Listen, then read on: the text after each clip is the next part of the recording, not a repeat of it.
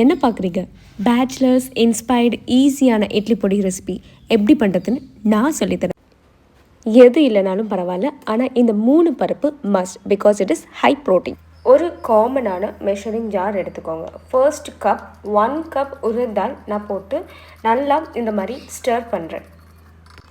Maximum medium ஃப்ளேமில் வச்சு ஸ்டர் பண்ணிக்கோங்க பிகாஸ் எதுவுமே கருகக்கூடாது.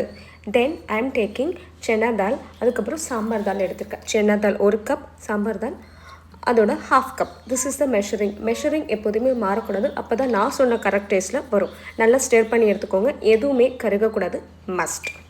அண்ட் தென் நெக்ஸ்ட் இந்த அளவுக்கு கார்லிக் கையில் ஒரு கைப்பிடி அளவுக்கு எடுத்துக்கோங்க. நல்லா மீடியம் ஃப்ளேமில் வச்சு நல்லா ஃப்ரை பண்ணுங்கள்.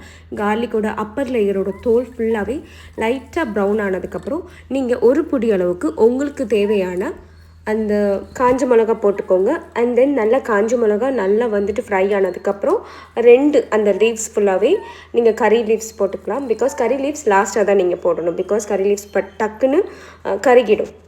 அண்ட் தென் கொஞ்சம் ஆயில் ஊற்றி எல்லாத்தையும் சேர்த்து மிக்ஸ் பண்ணிக்கோங்க. ஆயில் அதிகமாக சேர்க்காதீங்க பிகாஸ் ரொம்ப நாள் இருக்காது, சிக்கு அடிக்கும்னு சொல்லுவாங்க பொடியில் ஆயில் சேர்த்திங்கன்னா.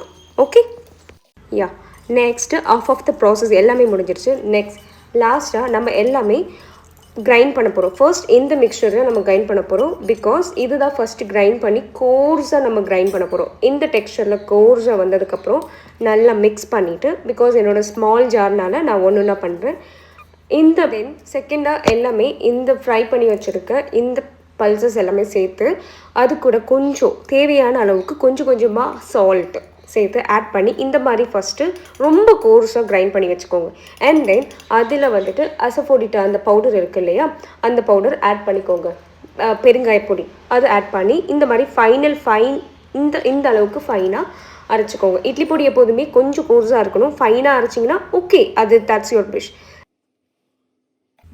அண்ட் தென் ஃபைனலி எல்லாமே மிக்ஸ் பண்ணி உங்களோட டேஸ்ட் பார்த்துக்கோங்க, உப்பு கரெக்டாக இருக்கான்னு ஃபைனலி முக்கியமாக செக் பண்ணிக்கோங்க. உப்பு நீங்கள் எடையே போட்டிருந்தீங்கன்னா கூட யா அதுக்கு நல்லா மிக்ஸ் பண்ணிக்கோங்க. மேக்ஸிமம் ஒரு செராமிக் கண்டெய்னரில் ஆட் பண்ணி வச்சுக்கலாம்.